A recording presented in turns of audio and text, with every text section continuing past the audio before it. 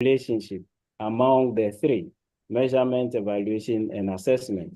And then we conclude. So quickly, the introduction. Yeah. Imagine embarking on a journey without a map, uncertain of your starting point or destination. In the educational landscape of Ghana's new standard-based curriculum, don't forget, as Madam Doreen has already told us, we are running the standard-based curriculum now. So assessment, evaluation, and measurement serve as our navigational tools, guiding both the educators and the learners towards academic excellence. And so these interconnected processes not only they chart the course of a student progress, but also it enlightens the effectiveness of our teaching methodologies. As we delve into this presentation, we will explore how these vital components function within the standard-based curriculum, ensuring that every learner's journey is both purposeful and measurable. Madam Doreen mentioned earlier that this new curriculum is not just about exam focused, but also about the learner acquiring some kind of skills that they demonstrate at the end of their lesson or their period of learning at school or wherever. Now, learning is not only at school, it takes place everywhere. Now, let's look at some of the assessment practices in schools. Well, I welcome you once again to this session, and I encourage you to be an active participant. Now, let's take this. An icebreaker. I prefer to bring my icebreaker from the beginning because Madam Doreen has engaged us for long. So let's use this one to break our ice, and then we continue. So draw a table and put in each box only one digit without repeating any of the digits, but from 1 to 9, so that the sum in any direction at all is 15. So vertically, the figures you put there should sum up to 15. Horizontally, the figures you put there should sum up to 15. Who is the first to get that?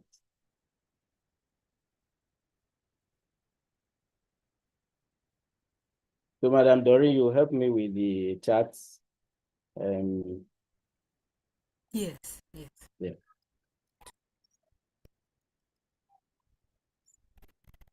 Has someone got it? Not yet. Okay. Then maybe I'll leave that. They should be thinking about it as we progress.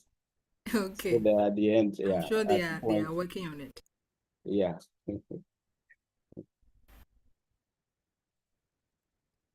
All right. So let's look at this reading. I'm sought by teachers and students too, to gauge understanding and progress anew. In classrooms, I'm used to guide the way for effective learning. Who am I? Who got it?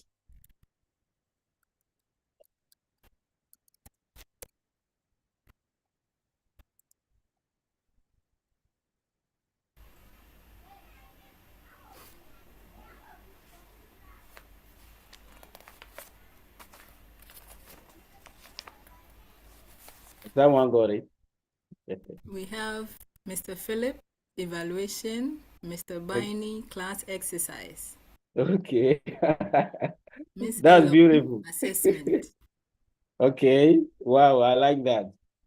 So all the answers are correct, but there is one that is more appropriate because the others will be grouped under that particular one.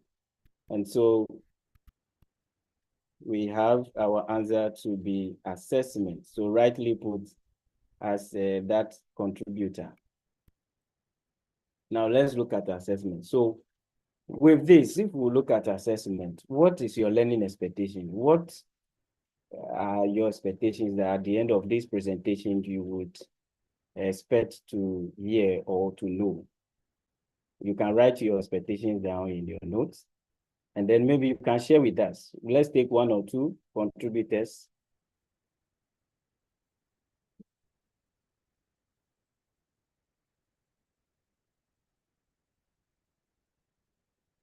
Anyone yet?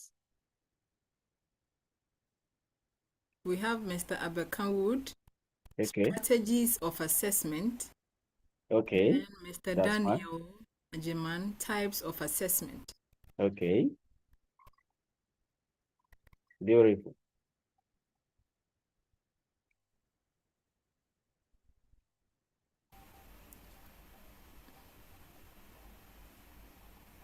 All right. So I have put some down. There are many. I am a teacher, so I like talking a lot. So in preparation of my slides too, I've talked a lot, so that when I go to the classroom, the talking becomes lesser for me. So at the end, I expect that you demonstrate the understanding of the concept of assessment. Somebody has, I think someone has mentioned it. Describe the assessment processes, demonstrate understanding of formative and summative assessment, and then understand the key principles of assessment in the new curriculum, explore different types of assessment, discuss the impact of assessment on teaching and learning, understand Webb's DOK levels in assessment, and then understand the necessity of feedback in assessment. This is very, very important. You give assessment, you must give feedback. So demonstrate the understanding of evaluation, importance of evaluation, and then understanding of measurement, and also the relationship among the three: measurement, evaluation, and assessment. Well, ladies and gentlemen, let's share our experiences or your experience about tasks your class teacher or lecturer gave you to do, which were either very comfortable or uncomfortable, and why. What was that task given to you back at school that you remember? That was given to you by your teacher, maybe, or your lecturer. And how did you find it? Was it comfortable or uncomfortable, and why? Why do you think so?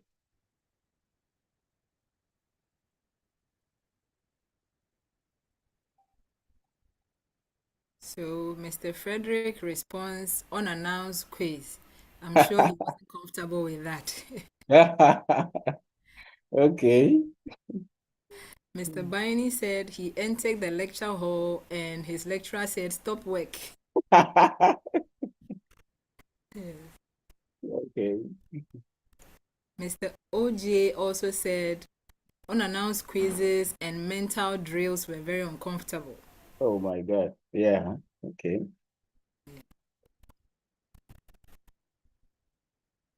All right. So we'll take the rest later. So let's quickly go to. So based on these shared experiences, what then would you say assessment is in your own words? You have experienced it before. What do you think assessment is?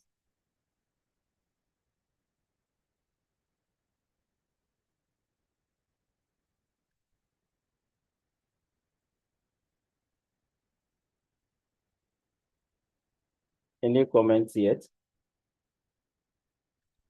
Just try Not yet. in your own way.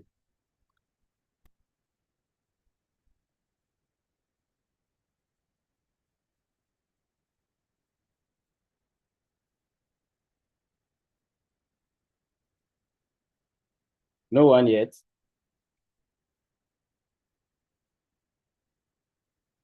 Mr. Baini says assessment is finding out if learning has taken place. Okay. That's good. Mr. Charles Olivant says finding out how far the learner has understood the topic. Okay. Yeah. Good. All right. So let me quickly add what I have here because of time. So based on the Ghana's new standard-based curriculum, it is defined that assessment is a comprehensive process that involves collecting and interpreting information about students' learning to enhance educational outcomes.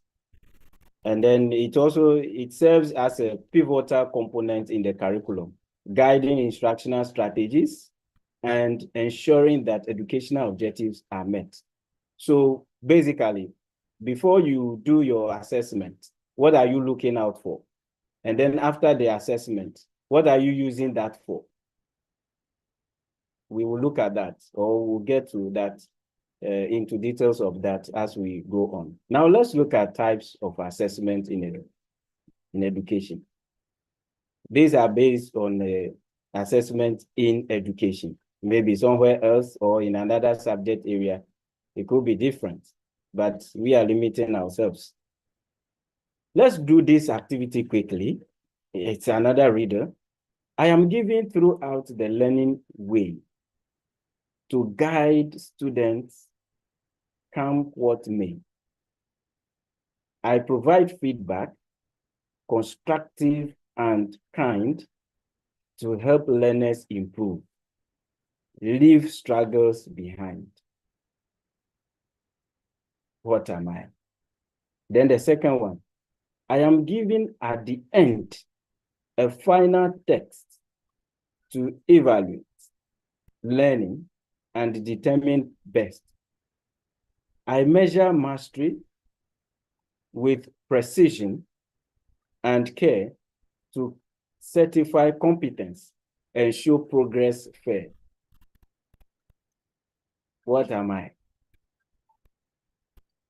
We already have some responses. Okay, wow. Hermione says 1 is a formative assessment and 2 is summative assessment. Oh, wow. We have very sharp students here, no? Yes. That's great. So we without other responses, yes. Yes. Formative. Second is summative, yes. Great. All right. Without mincing words, let's quickly continue. So here we are. We have these types of assessments that we'll talk about today. Maybe I'll just choose some of them to talk about because of time. So we have the formative, as they have mentioned, the summative, the diagnostic, portfolio assessment, ipsative assessment, non-reference assessment, criterion reference, performance-based, and then self and peer assessment. Some are even self-explanatory already. So as we go along, I will just be choosy and choicey to explain some of them. Okay, so let's look at the formative assessment. So what is its purpose? It helps the teacher to monitor student progress, identify learning gaps, and adjust instruction accordingly. So if you are doing a formative assessment, what do we look out for? It is conducted during learning. So it is taken as assessment as learning is going on. Assessment as learning is going on. Then it also provides immediate feedback to the students. So the teacher is supposed to give that assessment and then give immediate feedback. So somebody mentioned the exercise, class exercises that we do in the classroom. Yes, that is very good. And then it also encourages a student reflection and improvement. So immediately as you do that, the learner knows that, wow, this is my progress so far. So examples of such assessment would be quizzes, classroom discussions. Somebody said quiz here, when he entered the classroom, no, the teacher said, or the lecturer, or no, the lecturer said, stop work. So that's a form of a formative assessment. And then we can also see peer and self-assessment also as under formative assessment. Explanation will given. Then observation, as you teach in the class, you can do your observation as to why a student is quiet or very hyperactive or kind of. So all those ones are also part of a form of assessment. So you can easily give a feedback to the learner that or the parents or whoever is involved that as for this child is hyperactive, as for this child is quiet and all that. It does not necessarily mean that you have to write or the child should write a certain test before you know that the child is hyperactive or not. That is also another form of assessment if you observe your learners in class. Then the second one is summative assessment. So this can also be termed as a assessment of learning, which is normally given at the end of a certain period. So it evaluates the overall student learning or achievement at the end of a lesson or unit or a course, and then the effectiveness of that instructional program. So normally, let's say WASSCE, at the end of the whole 3-year program, that kind of assessment that the learners go and sit for the examination, we can term that as a summative assessment. But when it is at the end of a certain class lesson, then you give them that assessment that can be formative because a certain unit or a certain topic has not ended yet, a certain semester has not ended yet, a certain year has not ended yet. But this summative assessment is given at the end of that year or a certain major unit in your subject area, or at the end of even a 3-year course program. Then what are the characteristics? It measures achievement after instruction.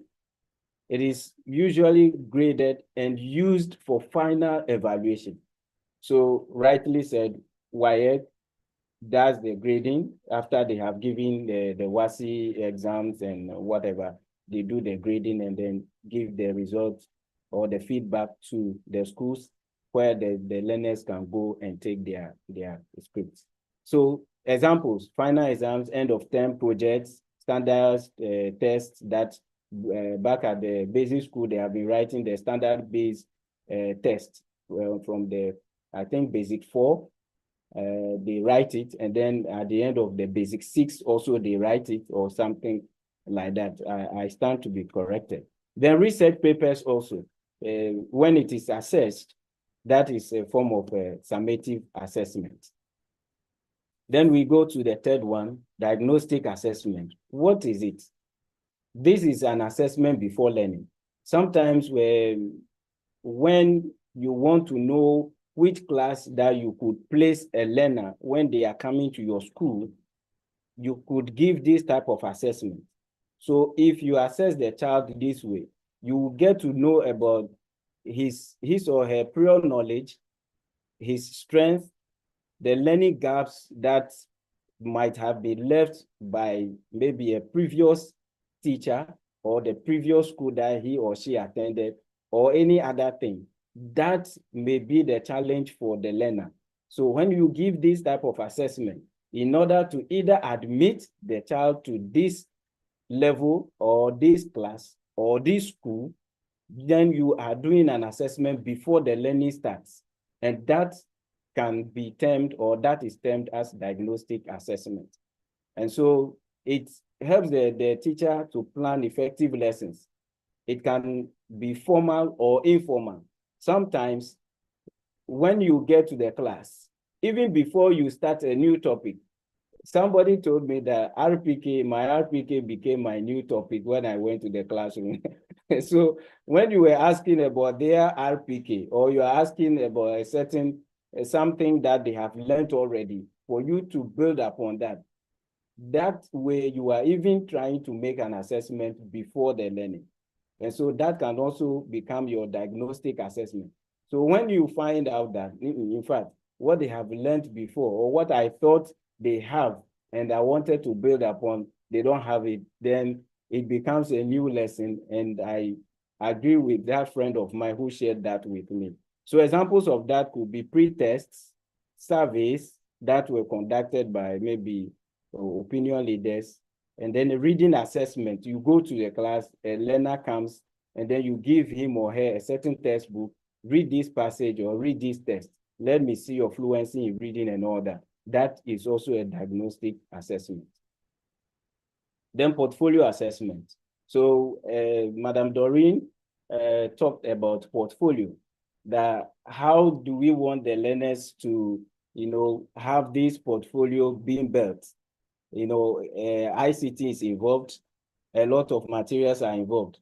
Now, when the child builds up all this, the collection of the student work over the years or over a period of some months at the end of the semester that you want to check their portfolio, what material, what work they have gathered so far throughout the semester, that becomes the portfolio assessment. So this is also another type of assessment that we have in our educational system.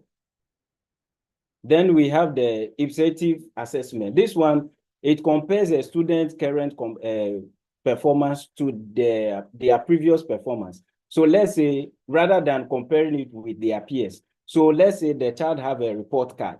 Last semester, he was first in English language, but this semester, the same child in English language was a second. And then looking at the marks that he scored in mathematics, in English before being first, you compare it to the previous semester's own that he got before getting this position or that position. You are not comparing it with any other peer in the class, but the child's own performance from a certain stage to another stage, or from a certain level to another level. When you do that, you are using this type of assessment. So you are not globally assessing the child based on other people. This person had this and had first class or being first in that subject. This person had this, and then so the person is second in that subject. No, but the child's own performance from the previous to the current level. So examples of that could be personal learning journals, progress tracking charts. So we have some teachers who do that. They have a chart that they have for individual students, and then looking at their performance from time to time, and then giving feedback to their parents or their guidance at home. And then again, we have the individualized feedback and all that. Another form of assessment is the norm-referenced. So it compares a student performance to that of a larger group. So, for example, the national or grade level standards. So this one, it is an assessment that is given general, that every learner from school A to school B, they do it. When they finish doing it, then they compare the performance of all the learners who have taken part in that assessment. It doesn't matter whether you are from group school A or school B, all are grouped together to see the level of performance of the learners, to see whether the maybe the curriculum they are using now, how far, or maybe what they have learned so far, how far. Is it okay, or it is not, or they need to do something? So it is also used for ranking students. It is common in standardized testing. So examples could be the SAT or the ACT, and then the IQ tests, then the national benchmark exams. Then another one is criterion reference assessment. Another one, performance-based. Okay, So the criterion reference assessment, it measures student performance against a specific standard or learning objective. A specific standard or learning objective. So it means that with this kind of assessment, a certain standard is put there already. If you get this, it is this. If you get this, it is this. So all the learners will be assessed based on that. And then it focuses on mastery of content. So true and poor. Here, some learners just go for the mastery of the content, but how do they demonstrate it? And then it does not compare students to each other. So example could be state proficiency tests, driving license exams, teacher-made tests based on curriculum. So driving license exam there, we know those who have ever attempted to get the driving license, you know how it is. The whole test is about 30 or so. And when you get 21, that is when you pass. So you getting 21 doesn't mean that maybe you are higher than somebody or you are not higher than somebody. That is the standard base. That is the, that is the standard that they have set. If you get 21, you are good to go. If you get less than that, you are not good to go. You may be good in another aspect, but you are not good over there. That is how the criterion reference assessment works. Then we go to the performance-based assessment. So in this case, it evaluates students based on their ability to apply skills in real-world tasks, aligning with the standard-based curriculum emphasis on competencies. So this performance-based assessment is not necessarily about maybe book all the time. No, there may be other abilities that the learner has to show. And so when you are assessing the abilities of your learners, then you are actually doing the performance-based assessment. Examples could be science experiments. So you look at how the learner is doing his science experiments. What abilities, what skills, what competencies is the learner exhibiting? When you look at all those abilities, competencies, and all that, that is performance-based. Perform. The child should perform something using his hands or using their skills. And then role-playing scenarios in the classroom. It could be in the classroom that after you have taught, then you tell them that they should perform this activity or they should role-play this scenario. As they role-play, the skills that they have employed in doing the role-play, you are assessing that skill, that becomes your performance-based assessment. Then we have self and peer assessments. With this one, it encourages students to evaluate their own work or their peers' work for reflection and improvement. So you have, with this type of assessment, you are giving the chance to the learner to assess himself or herself. Normally, when we do group work in the classroom, we ask the learners to,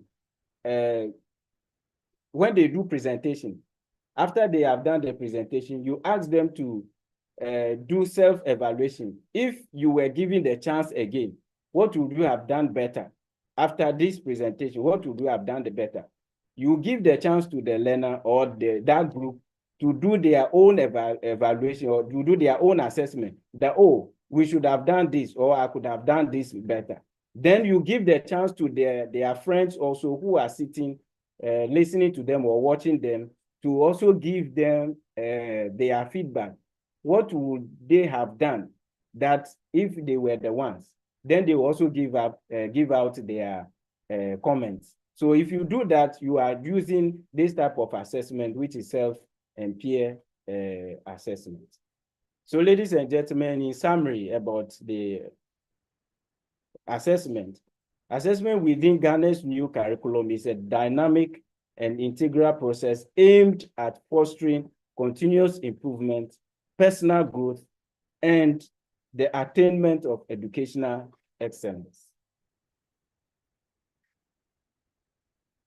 For further document on this, we can take this link and then read more about it. So, Madam Doreen, if you can type that at the conversation session, yes. So you can copy it there for them to be able to follow it. After this presentation, they can do that on their own at their leisure time. Yes. Okay. Okay. Now, ladies and gentlemen, share your new experience. What new thing have you learned from this presentation?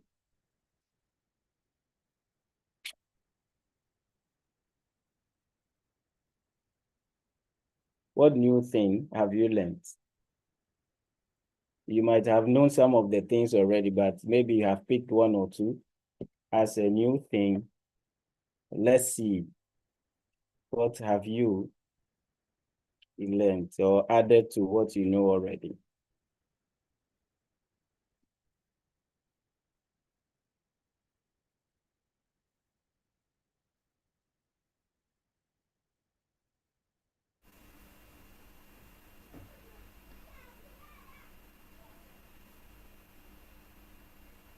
Is there any? Mr. Charles Olivan says he's gotten more insight into assessment. Okay. That's encouraging. Good. Thank you so much. And the new assessment types. Okay. Mr. Cephas Kolete also talks about the various forms of assessment. Okay. Mr. Baini said he's learned more about the types of assessment aside from the other two he remembers. Okay. Okay. Thank you so much.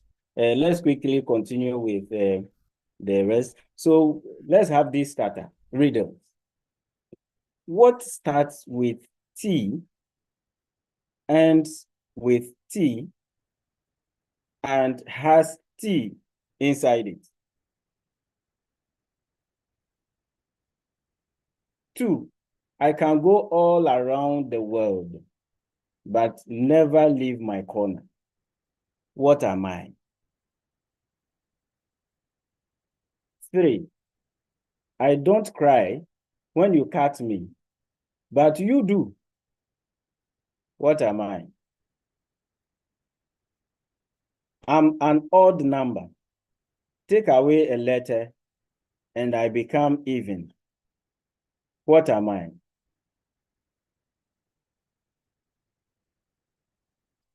You can just answer one of them, any of them that you know, and let's quickly look at some of the charts or some of the comments. Mr. Ebenezer says number 4 is 7.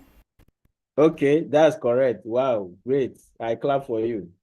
And we have iPhone Z saying number 3 is onion. Onion, yeah, correct. Do we have somebody for 1 and 2? Number 1, Mr. Emmanuel Dodo says treatment. Treatment. Okay. Okay, yes. Yeah.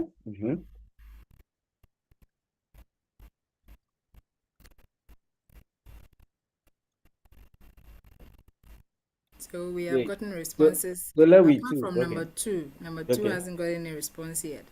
Okay. Maybe I should give that as homework. So number 2, all of us, let's go and find it. Let's go and find it. Okay. Yeah. All right. So let me quickly zoom into the next. Somebody has responded to number 2. He said Okay. sun. He said what? The sun, S-U-N. Oh, nah. We should try again.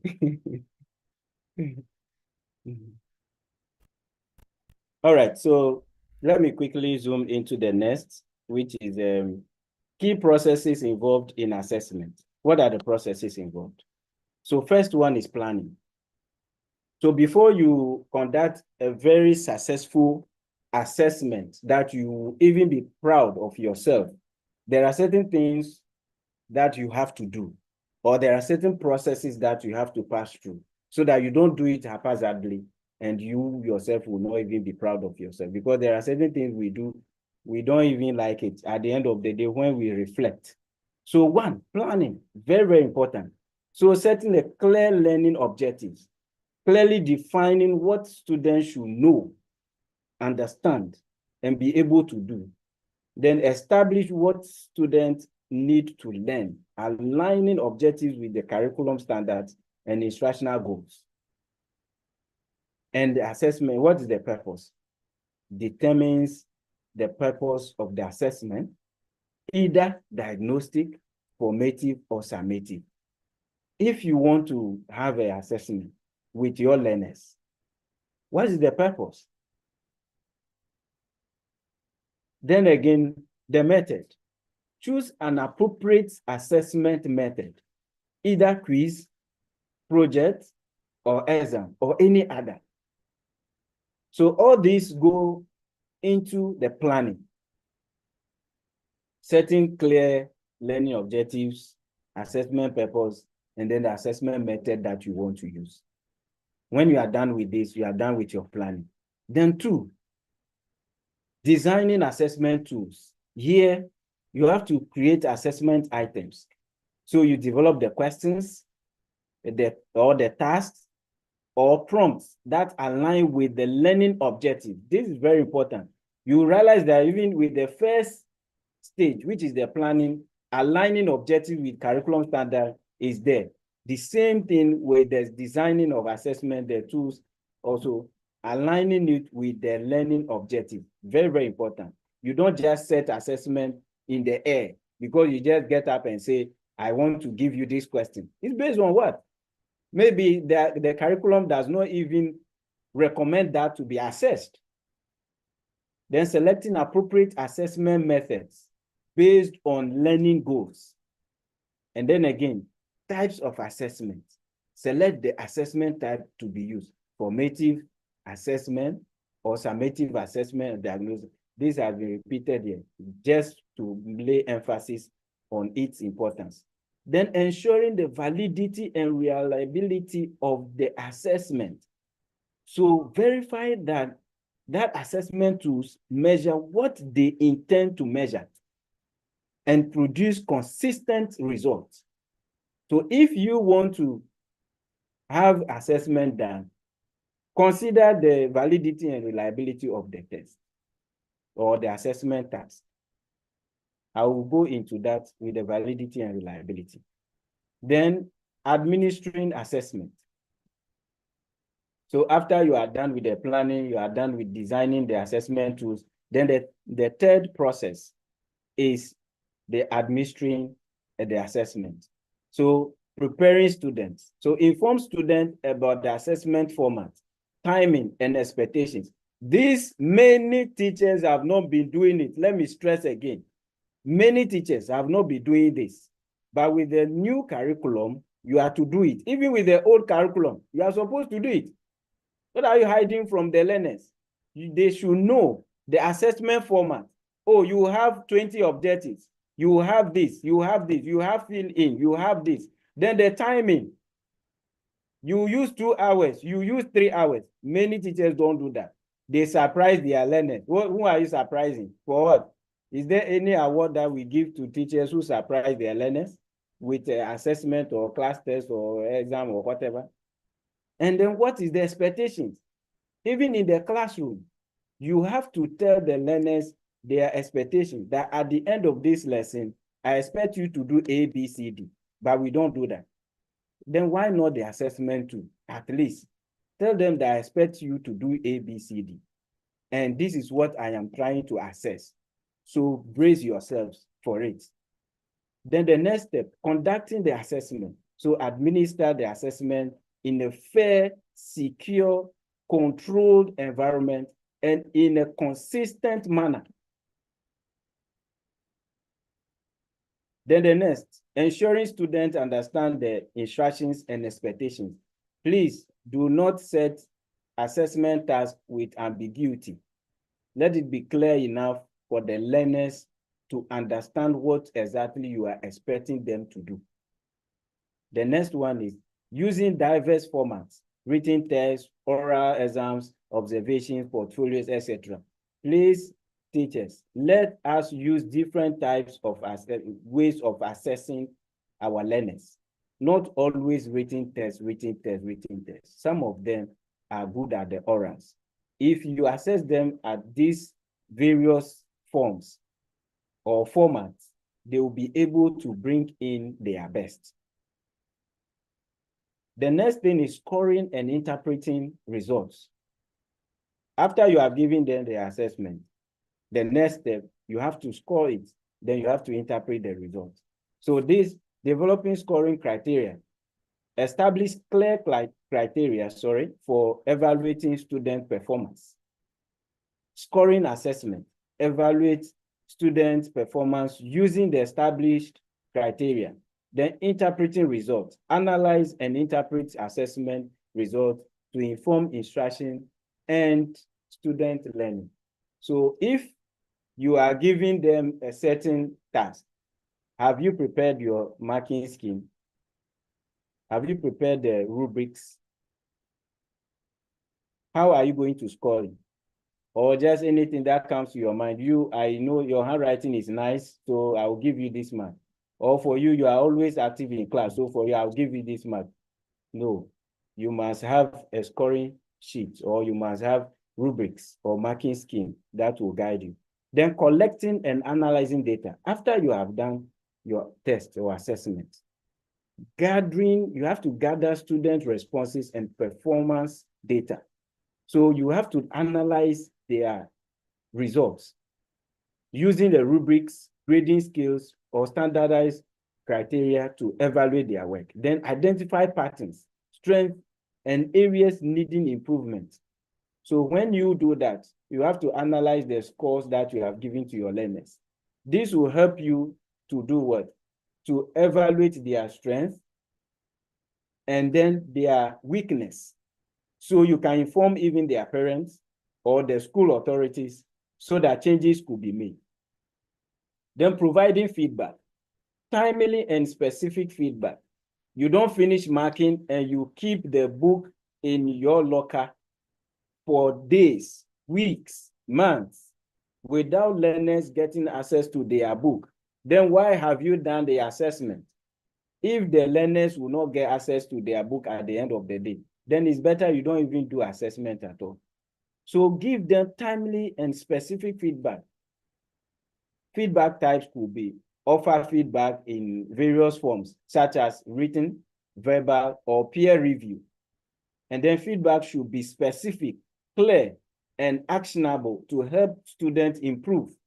So you might have finished marking an essay, so you let the learner know that the aspect that he or she has not done well is this. You could write it in the book, or you could have a certain notebook that you might write those comments and then read out to the learners in the class. Or if it is an individual one, then you can call the child one-on-one and give such feedback to the child so that the child will be able to work with it. And then encouraging self-reflection and goal setting based on assessment results. So you can tell the child that, okay, this semester or this week you have not done well. So I'm setting this goal for you, or I'm helping you, I'm guiding you to set this goal. Next week there, you have to do A, B, C, D, or you should be able to do A, B, C, D. Then making instructional adjustments. So when you give out this assessment, after that, this also helps you, the teacher also. That means that, hey, the method I'm using or the methodology I used didn't help because almost all the learners didn't understand and they scored maybe low marks, or what I'm looking for, I didn't get it. It means that I must change my instructional strategies, that I must bring in this or take out this. So this is also another benefit of, or this is. Then evaluating and refining assessment. So assessment evaluation, regularly review and evaluate assessment effectiveness, and then refining assessment, revise and improve assessments based on evaluation findings to ensure they remain valid, reliable, and relevant. Now, the next one is reporting and documentation. So you communicate the assessment result to students, parents, and stakeholders. And then again, maintaining records of student progress for future reference. Very important. And using the report cards, progress reports, or digital platforms for transparency. I know many schools now, they transfer or they send the report cards to the parents via SMS or other digital platforms because of ICT, you know. And so if you finish your assessment, you don't have to keep it. You need to go further. Then reflection and continuous improvement. So this helps the teacher or educators to reflect on the effectiveness of the assessment. Again, making improvement to assessment design and instructional practices. And also ensuring future assessments are more aligned with the learning goals. In all, effective assessment is not just about grading, but about guiding student learning, improving instruction, and supporting continuous development. By following these key processes, educators can create a more meaningful and impactful learning experience. So, ladies and gentlemen, what can you deduce from this presentation? What have you learned? Can you share with us briefly, maybe one or two?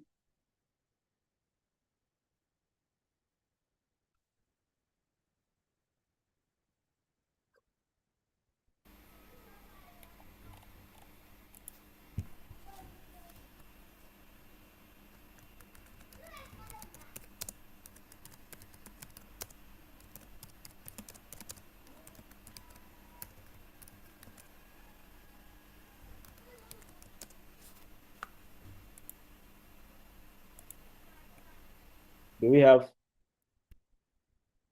any answer from anybody there? Yes, we have one here, Mr. Douglas. Okay. Kwesi Cornelius. He has said he has learned that it is not right to deny learners the knowledge of the assessment format. Good. That's great. Mr. Vincent Ameonye also talks about assessment is to improve performance, not to punish. Good. That's very important. Yes, and Ms. Fauzia also says she has learned to give feedback on time. Very well. Thank you so much. Let's quickly continue because of time. Now let's look at the qualities of assessment. Qualities. So let's observe this. Observe the picture carefully and discuss your observation.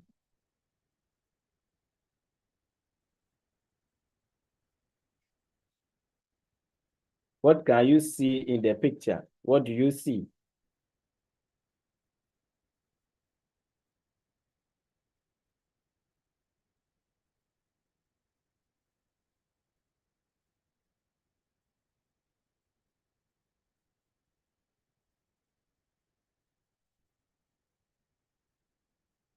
Do you have any feedback there? Not yet. Okay.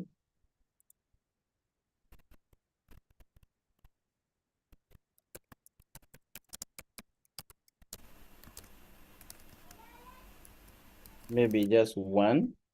Yes, so Mr. Ajiman says it's an interview. Okay. Ms. Fauzia uses the word equity. Okay. And Ms. Elom uses no consideration of all animals and their individual capabilities. Good. Good. So I will stand on that and move to the next slide, which is the qualities of assessment. So these are the qualities of assessment. If you want your assessment to be rated as of good quality, then we must see these, if not all, some or majority of these in your assessment task that you give to your learners. The first one, validity, followed reliability, fairness, clarity, practicality, engagement, feedback-oriented, accessibility, alignment with learning objectives, and then variety in assessment methods. There could be others or more, but we will just look at this for the sake of this presentation. So validity, somebody may ask, what is validity? It answers this question. Does the assessment measure what it is supposed to measure?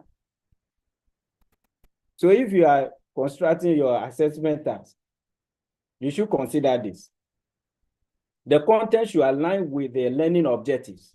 Example, a science test should assess scientific knowledge, not reading ability. Let's quickly continue. 2, reliability. Is the assessment consistent and dependable? If no, then it is not reliable. So the results from the test should be the same when given under similar conditions again. Example, if a student takes the test twice, they should get similar scores. Fairness. Is the assessment free from bias?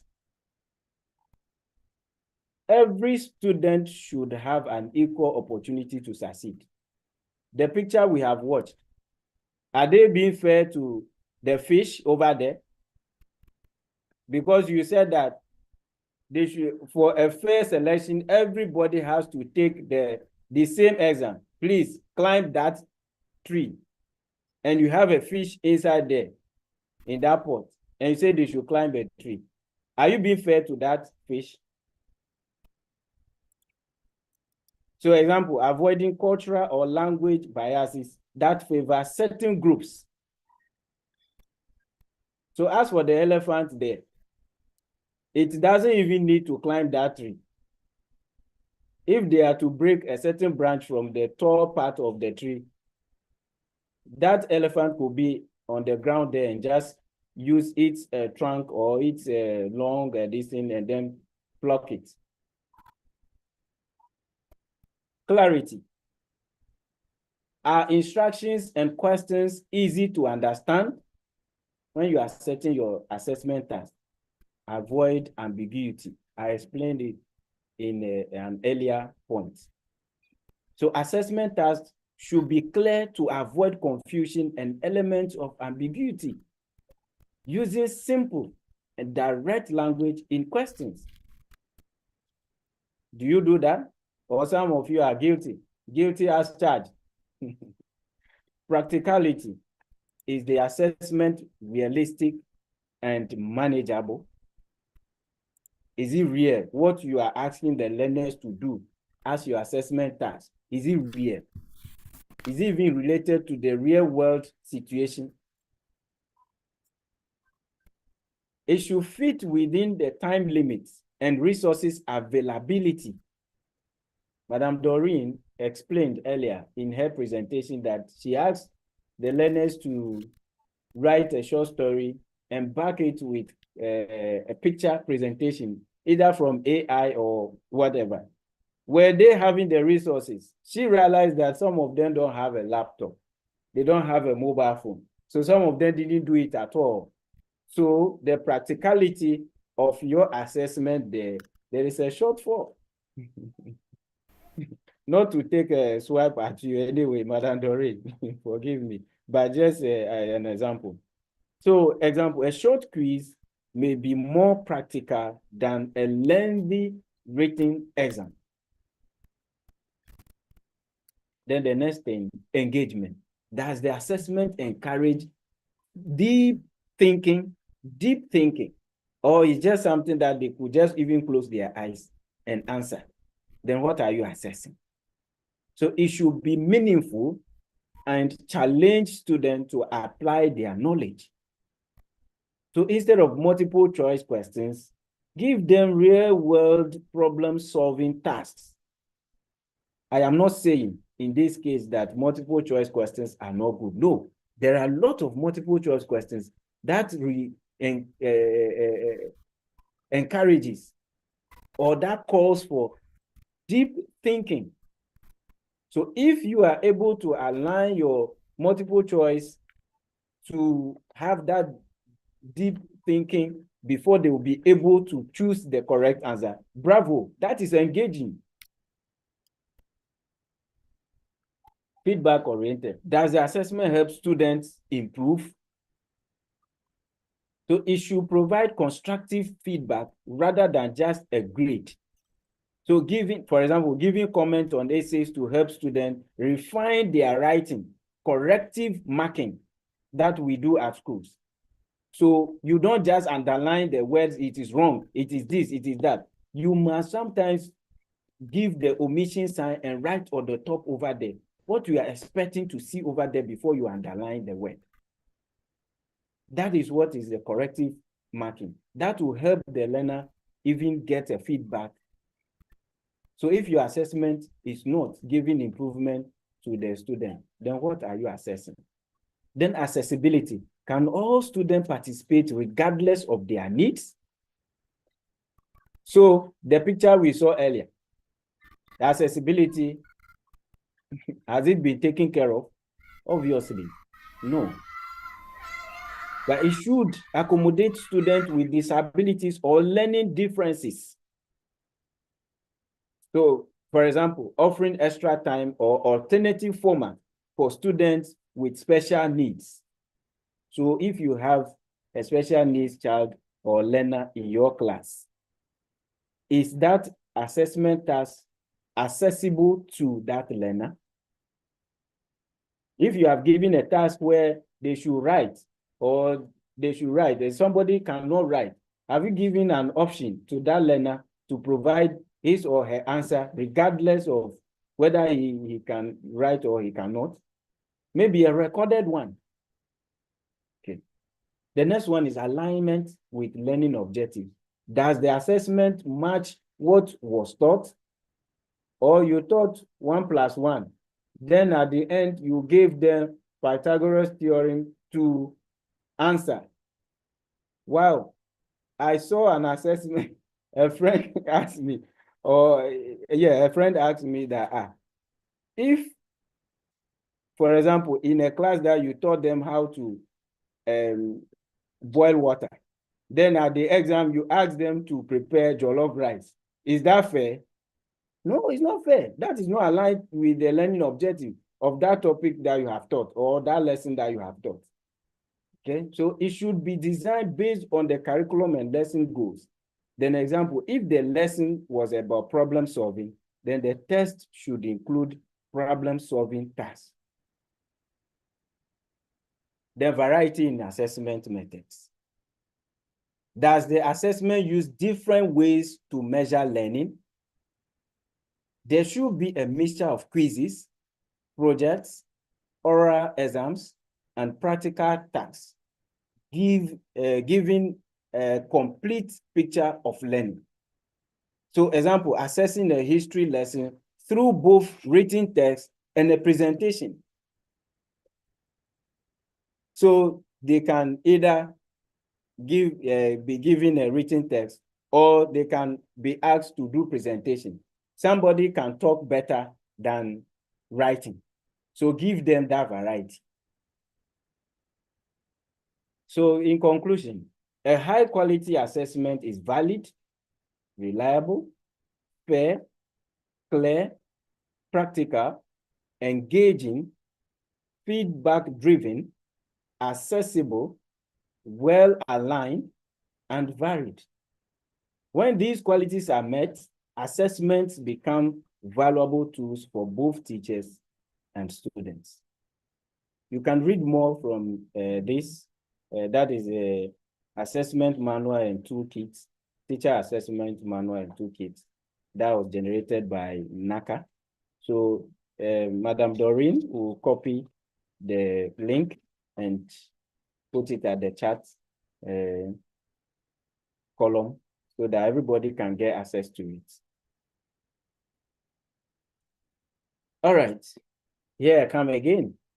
What have you learned from this presentation?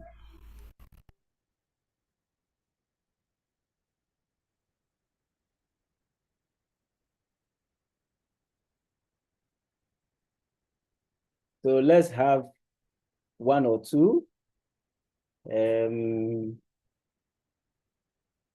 from the participants. What have you learned from this presentation?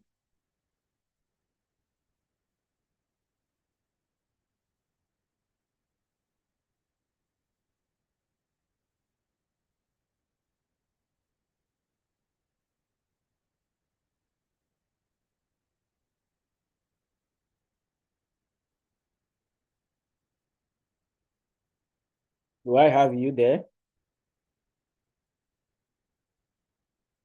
Yes, I'm here.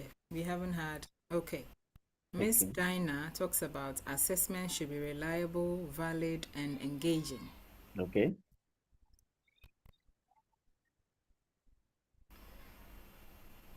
Mr. Vincent also says assessment must not be discriminatory. Very well. That's beautiful. So keep them coming, but let's continue with the next quickly.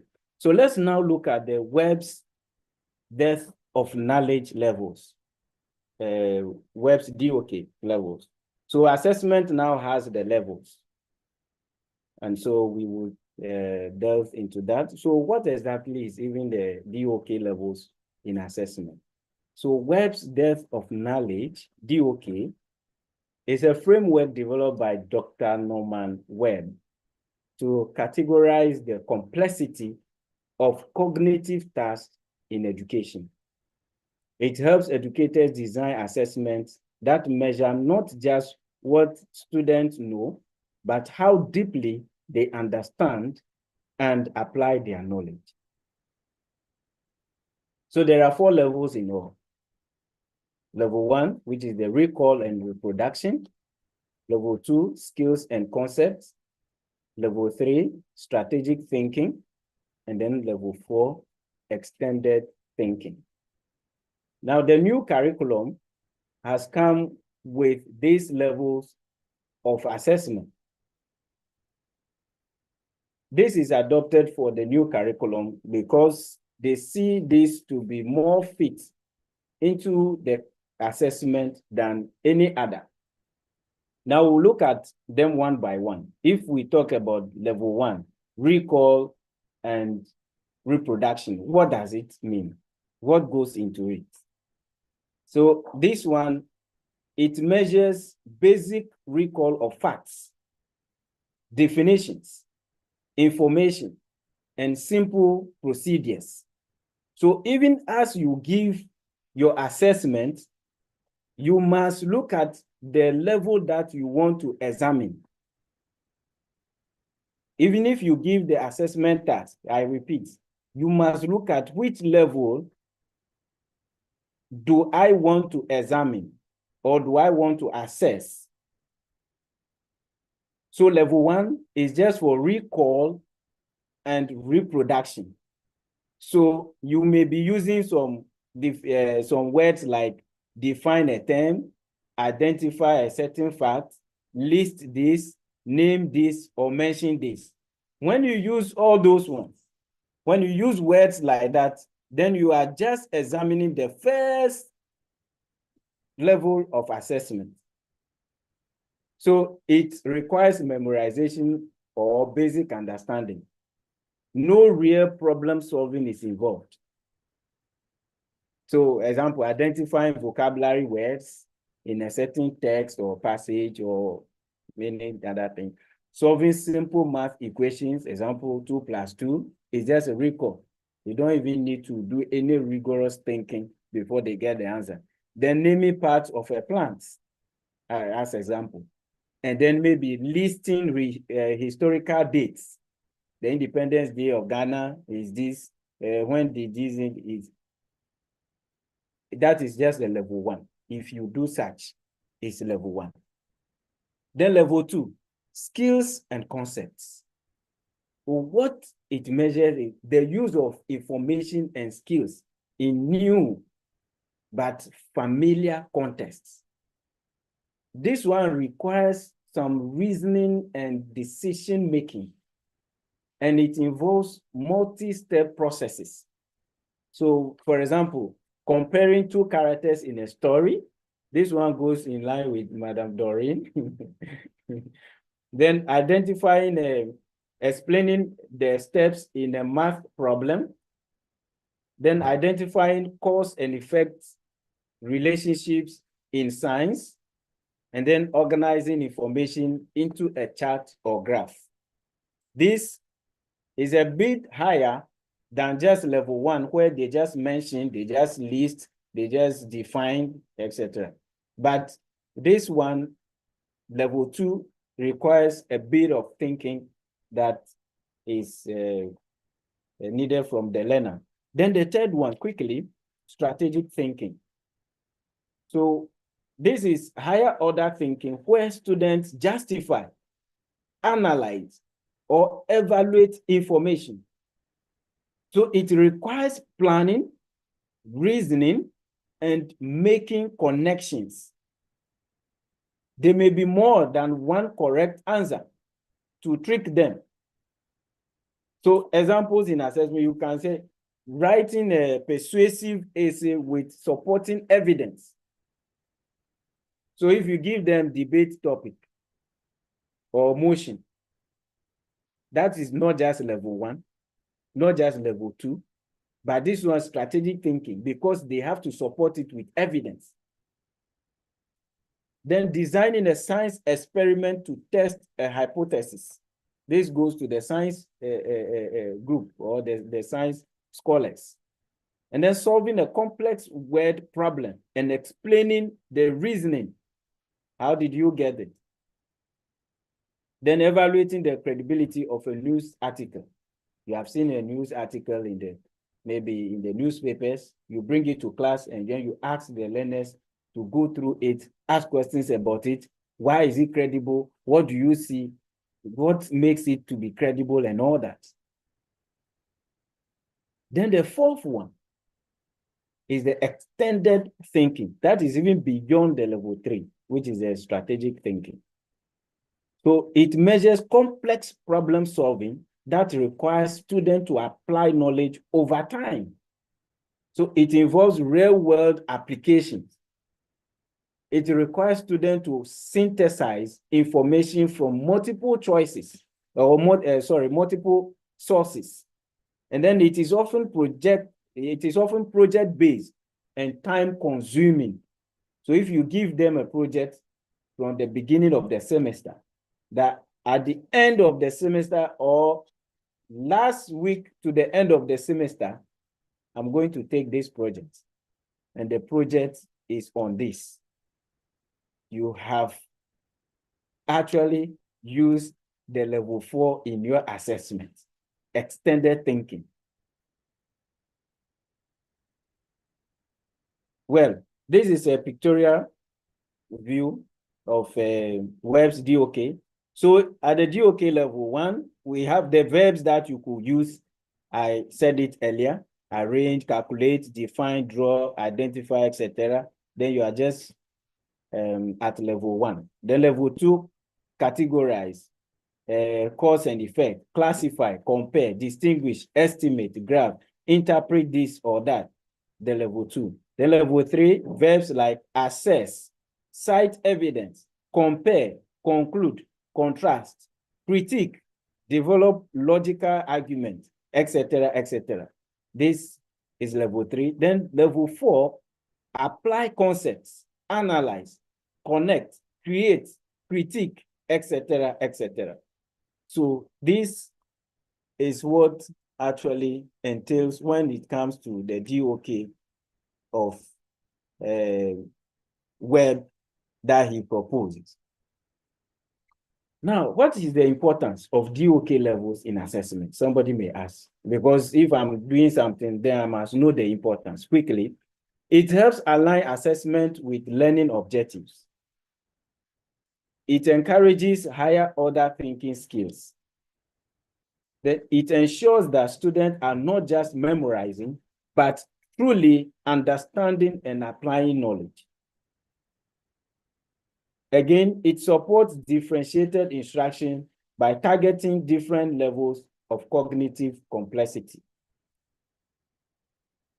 Then if you actually consider the DOK levels in your assessment in class, what are the benefits?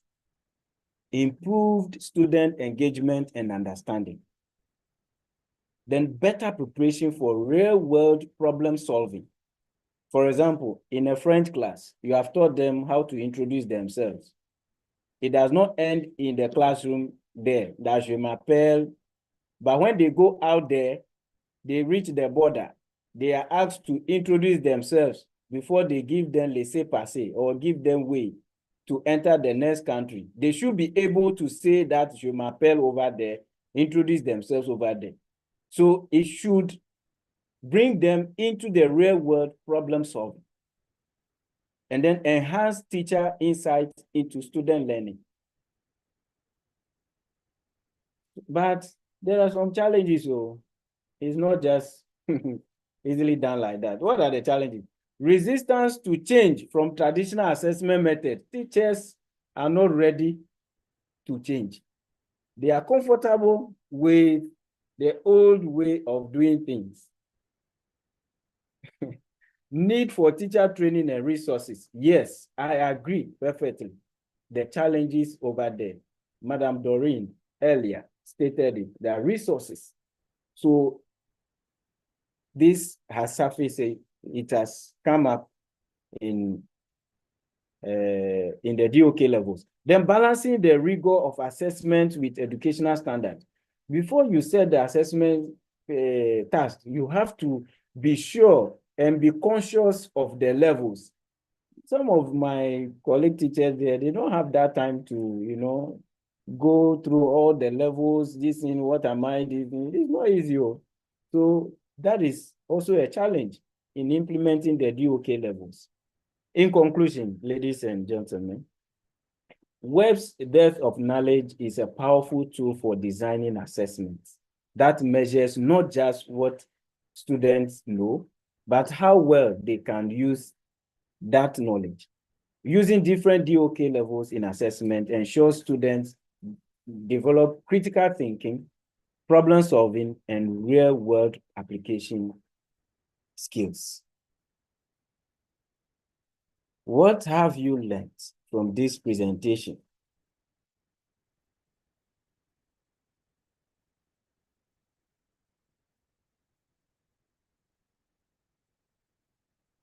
Yes. Do we have some feedback there? Not yet.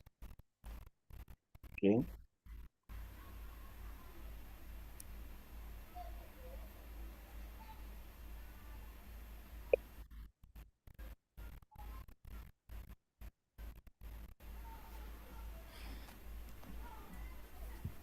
Is there any yet?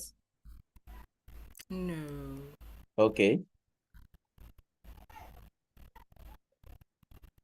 At least one or two. Colleagues, if you are there, let's hear from you. What have you learned?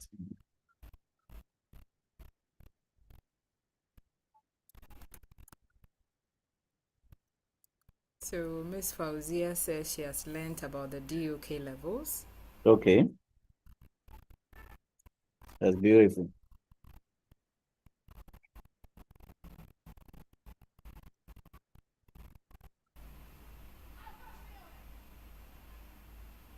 And Mr. Cephas says he has learned about the DOK levels and its application.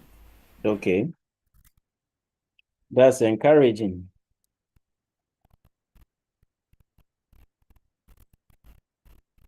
Okay, so I will quickly continue with the next, which is providing constructive feedback. And this, I don't intend to spend much time on it. So quickly, introduction, providing constructive feedback is essential in Ghana's new standard-based curriculum to enhance student learning and development. So effective feedback strategies. One, timely and specific feedback. I think I've talked about some of them or most of them in my earlier presentation, so I'll just list them or mention them. Then encouraging self-assessment, utilizing formative assessment, creating a supportive learning environment, aligning feedback with learning objectives. So these are some of the effective feedback strategies that you could use. Deliver feedback promptly after assessment to ensure relevance and impact. So, Madam Doreen, once again, you can copy this link also in the chat or in the comment section where they can easily access other materials or more insights on this. Okay. Encouraging self-assessment, promote self reflection on that. Then, so I will quickly just, okay, so let's get to evaluation itself. So evaluation. Evaluation within Ghana's new standard-based curriculum is a comprehensive process designed to assess and enhance the effectiveness of teaching and learning, aligning with 21st century competencies and international standards. This approach emphasizes a shift from the traditional rote memorization to a more holistic, learner-centered model that supports continuous improvement. Yeah. So what is the importance? Evaluation within Ghana's new standard-based curriculum plays a pivotal role in enhancing the quality and effectiveness of education. Key factors of evaluation: alignment with 21st century competencies, then continuous improvement, teacher development, policy formulation, cultural relevance. Now, someone will ask, what is the difference between evaluation and assessment? I know the question is ringing in your mind. Don't worry, we'll get there. So let's just follow. Then alignment with 21st century competence. What are we talking about here? The standard-based curriculum emphasizes critical thinking, problem solving, creativity, and digital literacy. Evaluation ensures that these competencies are effectively integrated into the teaching and learning processes, preparing students for the modern societal challenges. So if you are evaluating a material, before the curriculum was drawn or was prepared or was changed, evaluation was done. Follow me. The evaluation that was done took into consideration all these key factors. The new curriculum we want to do, what are the things that we have to consider? It must be aligned with the 21st century competencies. Then there must be a continuous improvement. Again, there must be teacher development. So it rings bell when the PLC was introduced with this new curriculum. Then the policy formulation, there must be a policy framework that guides this new curriculum that we want to draw, or that we have drawn, or that we are implementing. What is the cultural relevance? In Ghana, what is our culture? So if you are drawing a curriculum or writing a curriculum, I must say, there must be consideration of cultural relevance. What are the things that we have to put in it that are relevant to our culture as Ghanaians? All this was considered, or were considered, sorry. Then second, continuous improvement. What is it? Through systematic assessment, educators can identify areas needing enhancement, facilitating ongoing development of instructional strategies and curriculum content. Earlier, Madam Doreen did a presentation and has identified some challenges that teachers face in the delivery of their lesson. That can also be a form of evaluation, so that when changes will be done in the curriculum going forward, that should be considered. Then teacher development. Evaluation provides insights into teaching effectiveness, guiding professional development, and support for educators to align their methods with the curriculum goals. Policy formulation. Data from evaluation inform policymakers about the curriculum's impact, guiding decisions to refine educational strategies and resource allocation. Cultural relevance. So evaluation ensures that the curriculum reflects Ghanaian culture and societal values, fostering a sense of identity and relevance among learners.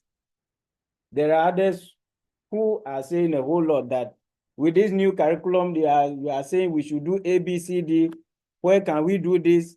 Where does it align with our culture? In our culture, I remember some years back when a certain subjects or topics were supposed to be introduced into the curriculum. The whole country went haywire. And even now, the conversation has not died totally. There are lots that others are still saying that in our culture it's not permissible to do this, do that. So if you are changing the curriculum or you want to write a new curriculum, you must consider the cultural relevance of it. So evaluation is integral to the successful implementation of Ghana's new curriculum, ensuring that educational practices meet contemporary standards and effectively serve the nation's developmental objectives. Definitely, I know there's something that has been learned from this evaluation. But because of time, I would quickly continue. Forgive me. Let's look at the last one so that we can come back to some questions. If you have some questions to ask, we can quickly come back to that. Yeah, definitely. So measurement. Yeah. In the context of Ghana's new standard-based curriculum, measurement refers to the process of quantifying learners' performance, quantifying, underline, learners' performance, and achievement using specific tools and instruments. What's the purpose of measurement? Quantitative evaluation, progress tracking, data-driven decision-making, accountability. So what is the quantitative evaluation here under measurement? Measurement provides numerical data on student performance, such as test scores and grades, enabling objective evaluation of learning outcomes. You have given assessment task. It is marked over 10. After you have marked, the score or the mark you have given to the learner is 5 over 10. That 5, that value you have placed on the work of the learner becomes a measurement. Progress tracking. By consistently measuring student performance, educators can monitor individual and group progress over time, identifying trends and areas needing attention. So when you put value, I think this even coincides with some explanation I gave earlier, that as you assign those marks, it will help you to know that whether the child is making progress or not. What do I do? Data-driven decision-making.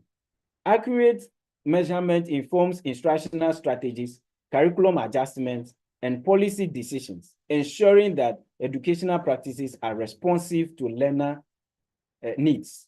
Yeah, so if you assign marks to the learner's work or task, this would help you, this data would help you to actually make some changes in the whole curriculum. A certain topic, all learners across the board are not getting it. So if we are going to write a new curriculum, we need to take it off. Or what should we do to help us? Someone may ask, what data have you gathered to back your decision of either taking it off or changing it? This is what will help you, measurement. Then accountability. Measurement holds educators and institutions accountable by providing concrete data on educational effectiveness, aligning with the standard-based curriculum, emphasis on transparency and continuous improvement. So in all, measurement within Ghana's new curriculum is a fundamental component that supports the assessment process by providing precise data on student learning, thereby enhancing the overall quality and effectiveness of education. Well, now we can discuss what we have learned with anybody who is around you. Well, I prepared this thinking that we'll have it in person, but anybody can give us what he or she has learned so far. One or two, then we continue. Then I know that I have my participants. What have you learned so far? Yes. Mm-hmm.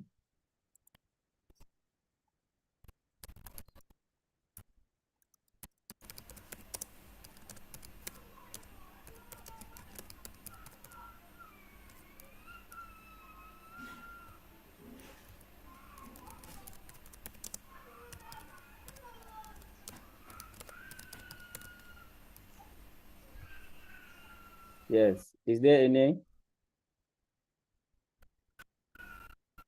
Madam Doreen? Yes, yes. Yeah. Mm-hmm. So I am of the view that measurement is key in informing policy revisions.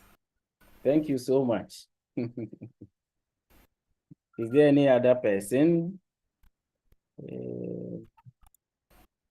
We are left with 1 or 2 slides to go, so we are almost there.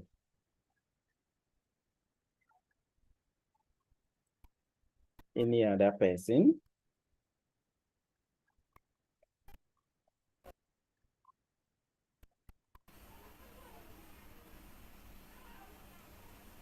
All right, let's continue. I'm sure they are thinking about it. So let's quickly continue to the next one. Now, the last one is, what is the relationship among measurement, assessment, and evaluation? I'm sure somebody is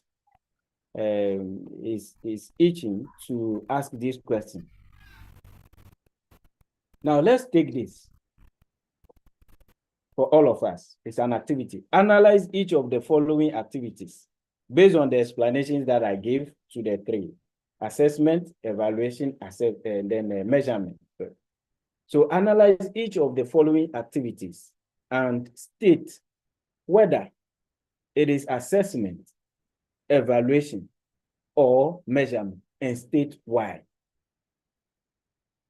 Number 1, a teacher observes a student solving math problems and provides feedback on the strategies used and areas for improvement.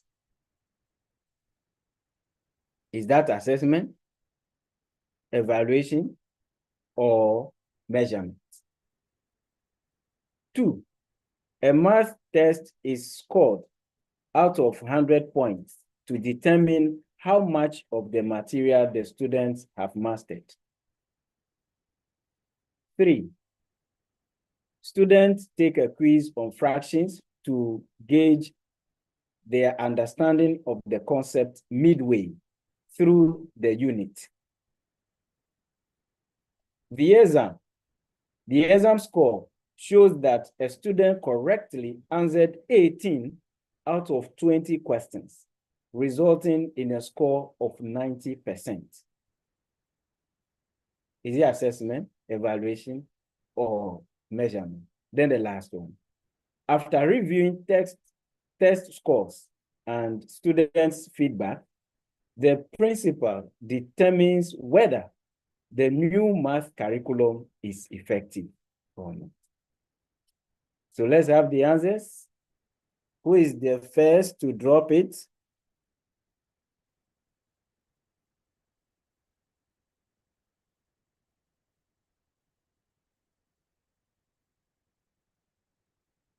Of the first response from Miss Elom. Okay. 1, assessment. Good, beautiful. Yes. 2, evaluation. 2, look at it again. Okay. 3, she says it's assessment. Good. And number 4, she says it's measurement. Great. Yeah. And the last one, number 5, she says it's evaluation. Great. Wow. I clap for you. You have done well. So, is there any other? Not yet. Okay, let me quickly continue. Others, I know they are also thinking through. All right, so the first one, assessment, as our participant rightly said it is assessment. The second one is where I said you should look at it. A math test is scored out of 100 points to determine how much of material the student have mastered. So measurement, because assigning numbers is involved. Then the third one, student take a quiz, is assessment. And then the exam scores, measurement. Then after reviewing a test score and students' feedback, the principal determines whether the new math curriculum is effective. It's evaluation. So thank you so much. So now, what is the relationship among the three of them?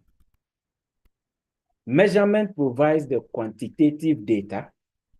Example, test scores that serve as the basis for assessment.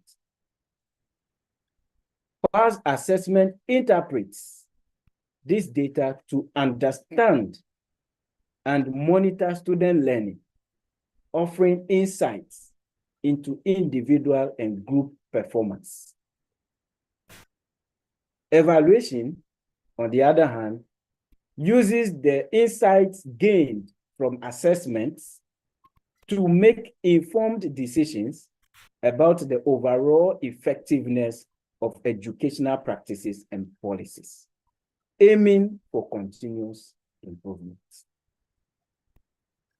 Ladies and gentlemen, in summary, within Ghana's standard-based curriculum, measurement quantifies learning, assessment interprets these measurements to gauge progress, and evaluation uses assessment outcomes to enhance the educational system's quality and effectiveness. At this point, I would call for your question. Sorry, before the questions, what are your thoughts? What have you learned in all? What is your take home? If you have any thoughts about the presentation, you are free to share before we ask you your take home. What's your impression?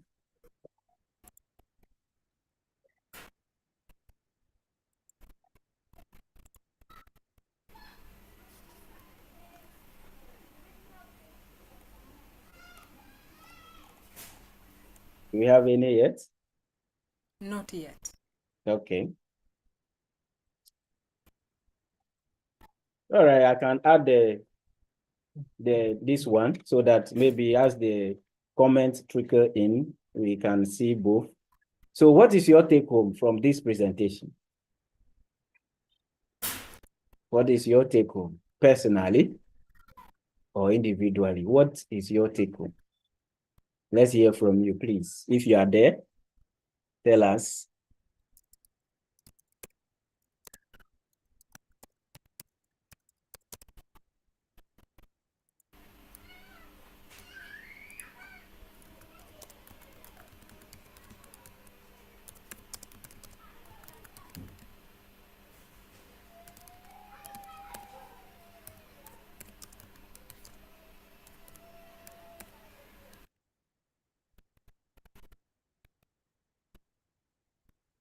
Yes, I see. Kindly share your response in the chat room for us. Okay, so we have one response coming in. Mr. Confidence, he says he has learned that before he assesses his learners, he needs to consider their DOK. Good. Okay, that's fine.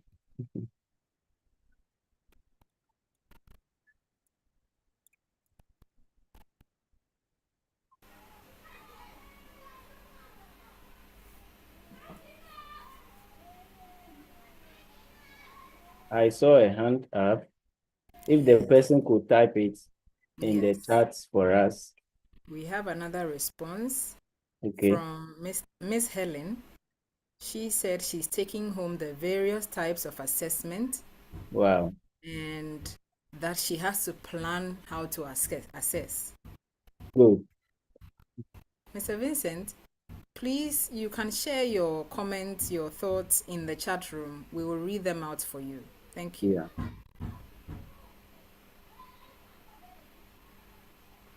Miss Deborah says she's learned that there are various assessments and she can choose from to assess her students. Okay.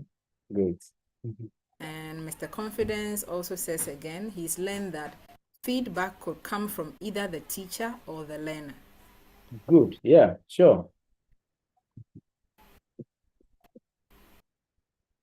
Yeah, so whilst the comment and feedback come in, Yeah. we would like to move on.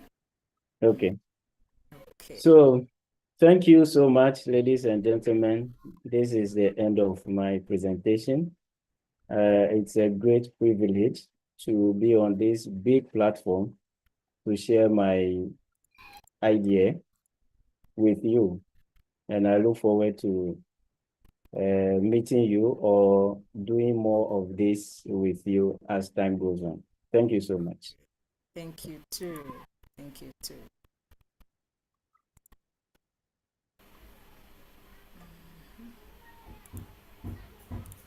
So you can,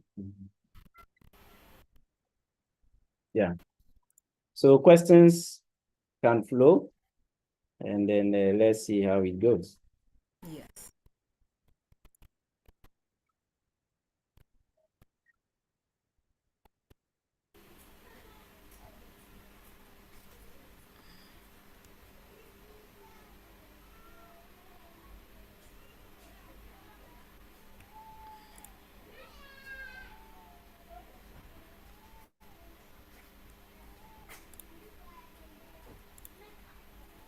Okay. So thank you very much, Mr. Maufemo Komi Agogli, for doing us the honor of being our resource person for today Yeah. on the topic assessment, evaluation, and measurement. Yeah. Very much for today. Yeah.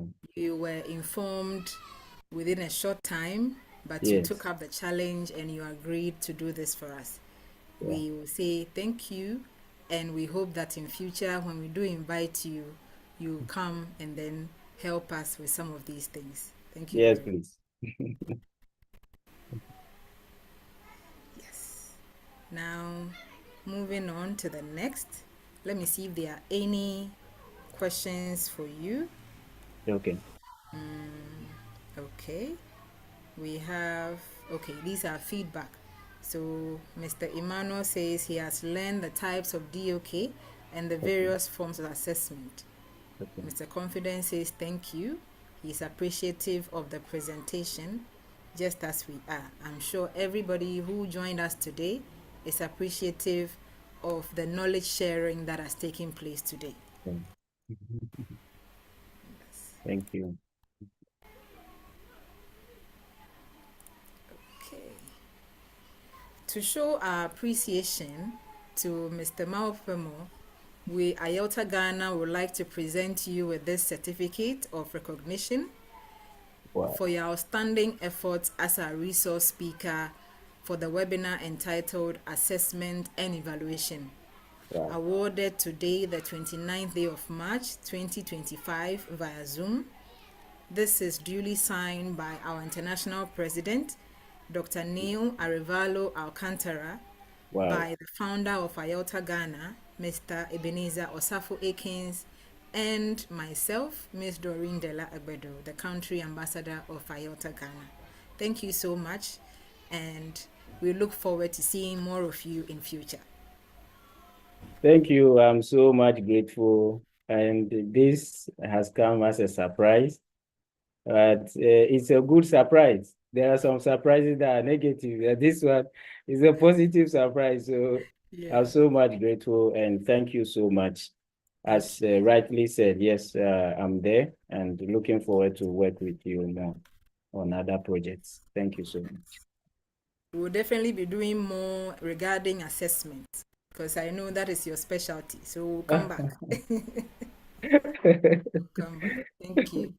Okay, so Interestingly, I'm a French I'm a French teacher of French yes. scholar too. So some of us may even be coming for a tidbit on French later. Ah, that's fine. Yeah, Thank you. thank you. And to all our participants for today's session, thank you so much for taking time out of your busy schedules to come and share knowledge with us. It's always good as teachers to gather and share amongst ourselves. Then we get to know what some are doing well in their classrooms and what we can replicate in our classrooms. IELTA Ghana will always open our doors for continuous professional development, and we'll be seeing you again in our next sessions. Next month, we have another session coming up which we'll publicize, so you'll get to hear of it and then you can register to join us for that session. Before then, I have shared the attendance form in the chat room. Kindly make sure to fill the form with the correct spelling of your name as you want it to appear on a certificate. We will not be doing any corrections to it, so please do well to type it in correctly and respond to the other questions there. And when we do work on a certificate, they will be forwarded to you via email. Thank you very much for joining us, and we hope to see you again in our next session. Thank you. You can stay on. When you finish filling your form, then you log out. If you are having any problems filling the form, please let us know and we'll see how best to resolve it for you. Thank you very much. So if you have filled the form, the session has ended for today. We wish you the best for the rest of the weekend. It's a very long weekend. We wish you the best.